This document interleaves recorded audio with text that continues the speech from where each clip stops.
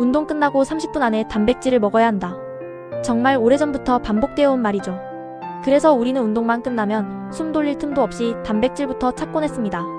그런데 최신 연구들은 전혀 다른 이야기를 들려줍니다. 30분? 꼭 그럴 필요 없습니다. 운동 후 한두 시간이면 충분합니다. 그렇다면 질문은 하나로 모입니다.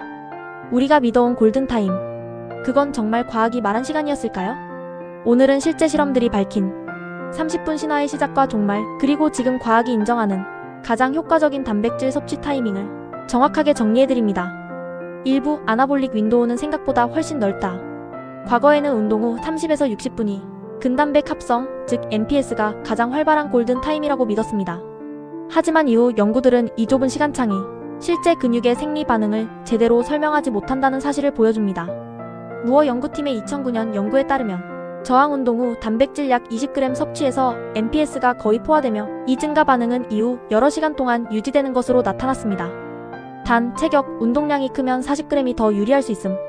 에서튼, 버드, 아레타 등의 연구 보고에서는 운동 후 MPS는 초기 3에서 5시간 동안 가장 크게 상승하고 이후 감소하지만 훈련 수준에 따라 기저치보다 높은 상태가 24시간 이상 유지될 수 있으며 일부 연구에서는 그 이후까지 유지되는 사례도 보고되었습니다.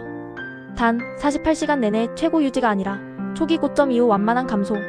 다마스 등 2016 연구에서는 근육의 감소성 증가와 회복 관련 신호는 24에서 48시간 유지되지만 이는 48시간 동안 MPS가 최고라는 의미는 아님을 강조합니다. 핵심은 단 하나입니다. 운동 후 MPS는 여러 시간 동안 충분히 높다. 따라서 30분 안에 먹어야 한다는 기준은 과도하게 좁다. 즉, 아나볼릭 윈도우는 문이 아니라 넓게 열려있는 창에 가깝습니다. 2부 그렇다면 30분 신화는 왜 생긴 걸까? 이 오래된 신화의 출발점은 운동 직후 근육 혈류량 증가에서 나온 초기 실험들입니다.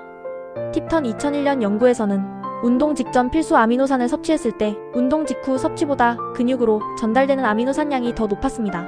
하지만 이 실험에는 중요한 맥락이 있습니다. 완전 공복 상태에서 진행, 급성 아미노산 반응만 측정, 장기 근비대 효과는 검증 안됨.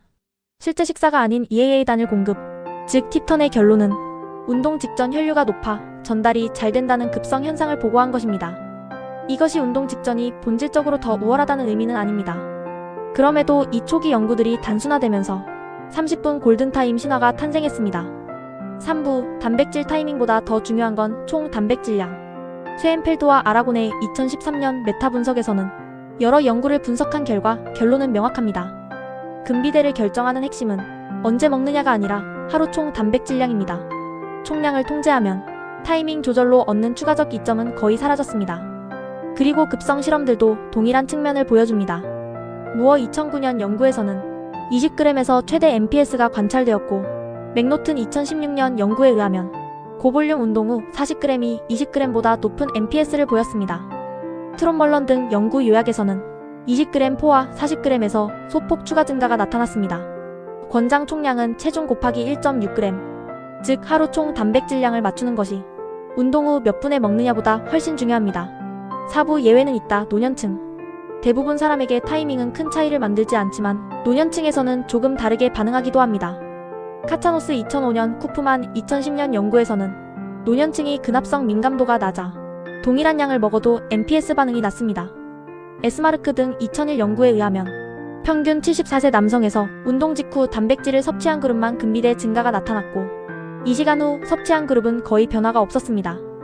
단 이 연구는 샘플 13명, 단일 운동 프로그램, 단백질 10g이라는 제한이 있습니다. 베르다이크 등 2009 연구에서는 운동 전후 섭취 타이밍 차이가 근비대에 큰 영향을 주지 않았습니다. 정확한 해석. 에스마크 연구에서는 분명 유의미한 차이가 있었지만 전체 연구들을 보면 일관되게 재현되는 패턴은 아닙니다. 따라서 노년층에서는 타이밍이 조금 더 유리하게 보일 수는 있지만 이를 결정적인 요인이라고 보기는 어렵습니다. 5부, 최신 연구들이 말하는 단백질 타이밍의 진실.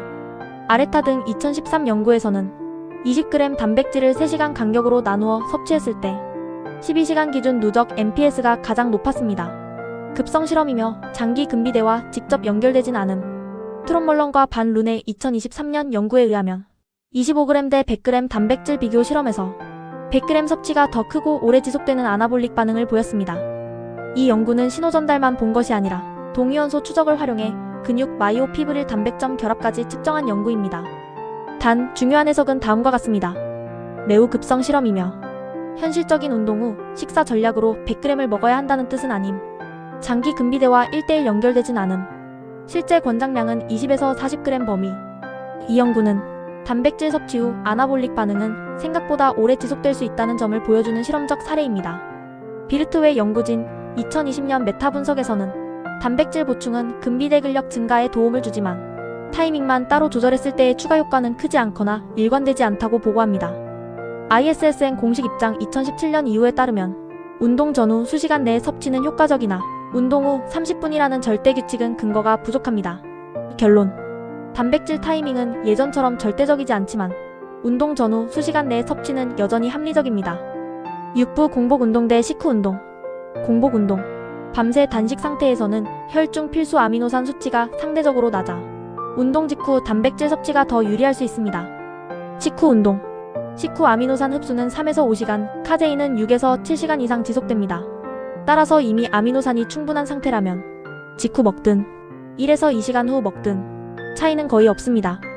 급성 MPS 기준이며 장기 근비대와 1대1 연결되진 않음. 7부 운동 전 단백질도 충분히 효과적이다. 팁턴 2001년 연구에서는 운동 한두 시간 전에 EAA 단백질을 섭취하면 운동 중 혈중 아미노산 유지, 운동 후 MPS 증가, 즉 운동 전에 충분히 먹었다면 운동 직후 다급하게 먹을 필요는 없습니다. 급성 실험이며 장기 근비대와 직접 연결되진 않음. 8부 왜 30분 룰은 사라졌을까? 사람마다 마지막 식사 시점, 위배출 속도, 운동 강도, 식사 루틴 이 모두 다르기 때문입니다. 따라서 모든 사람이 운동 후 30분 안에 먹어야 한다는 규칙은 현실적으로도 과학적으로도 성립하기 어렵습니다. 9부 최종 정리. 운동 후 30분 안 먹어도 된다. 운동 후 한두 시간이면 충분하다. 핵심은 총 단백질 섭취량 20에서 40g 곱하기 하루 3에서 4회. 운동 전 섭취도 효과적. 공복 운동은 직후 섭취율이. 노년층은 타이밍이 더 유리하게 보일 수 있지만 결정적이라 보긴 어렵다. 하지만 총량 패턴이 훨씬 중요. 엔딩. 단백질은 정확한 타이밍보다 꾸준함이 더 강력합니다. 30분을 놓쳤다고 근육이 사라지지 않습니다. 당신이 매일 쌓는 단백질의 총량, 당신의 루틴, 당신의 지속성이 근육을 자라게 합니다. 몸은 시계처럼 움직이지 않습니다.